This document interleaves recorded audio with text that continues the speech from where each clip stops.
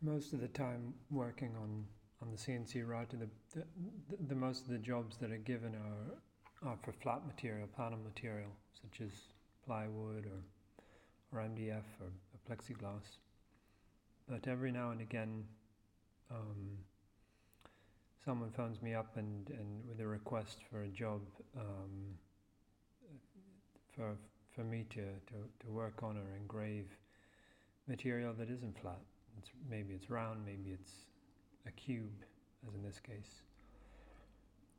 At any rate, it can't be held down on the table, in the normal manner.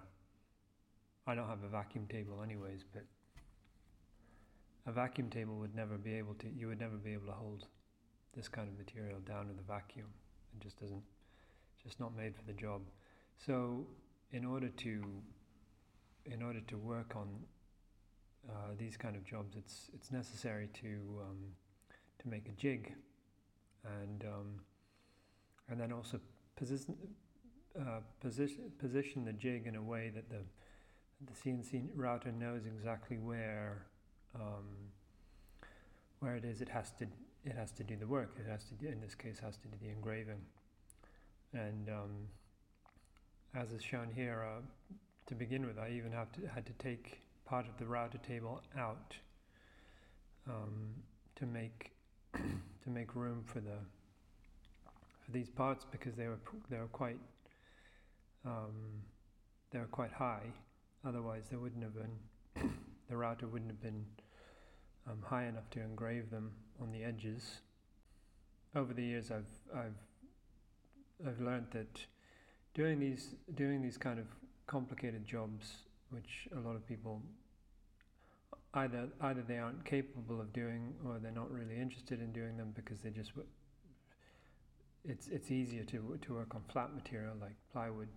I've learned that if I'm willing to take on these jobs, then they're actually paid quite well, because finding people like me who are willing to do these kind of jobs is very hard. So when the client finally finds someone to do the job, they're just very happy, and money isn't so much of an issue anymore, which is good. It's if the job's well paid, then it's more fun to do than if it's not so well paid. The wood of this model, if I'm not mistaken, it was beech wood. It wasn't actually the carpenter who prepared the wood didn't do such a great job. So the wood itself wasn't always exactly square or flat.